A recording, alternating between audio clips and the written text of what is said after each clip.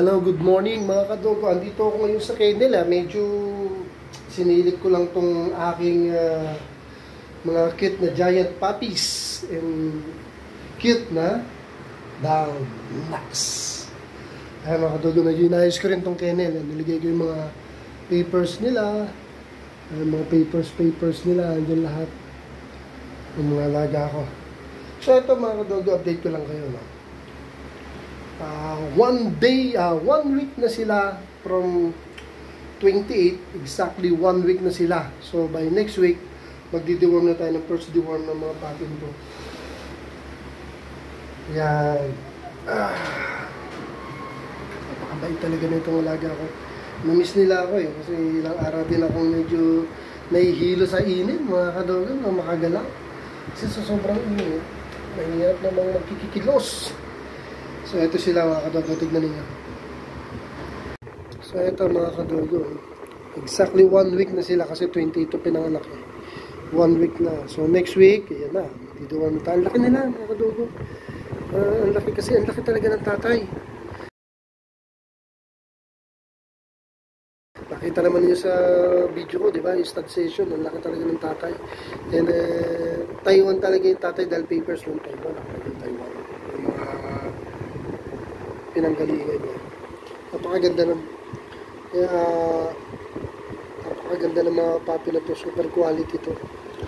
Alam mo mga kadogo, na-notice ko lang no, hindi siya advisable na sa ganito sila matutulog. First time ko kasi nagpalaki ng puppy dito sa side. Kasi dito lang yung secure. Ito yung whelping area nila. Kasi hindi siya pwede dun sa hindi siya pwede sa kulungan maliit. Even butas-butas yun, maliit, madadaganan. Newborn pa, madadaganan, baka mapilayan. Hindi kagaya dito, kita talaga namin. Tapos siya naka-CCTV pa sila. So, kitang-kita. Kaya lang, naiigian nila yung pupo and ihi nila. Lalo na paggabi, syempre, tulog tayo. Ayun, meron nagkaroon ng dandruff. Pero syempre, natural lang naman yun eh. Madali lang naman to. Dandruff lang to. Papi yan, tutubo yan. Alam, syempre, ayoko ng ganyan. Yun lang. Parang hindi siya gano'ng kaganda pa dito. So, yun, ito si Pickles, oh. Ganda-ganda yan, oh. Nakagamot yan, oh. Pula-pula ng ano yan.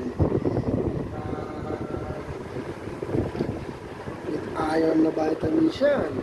Saka yung para sa pagpadami ng titi. Maraming gamot yun. Saka alaga sa pagkain ito ng misis.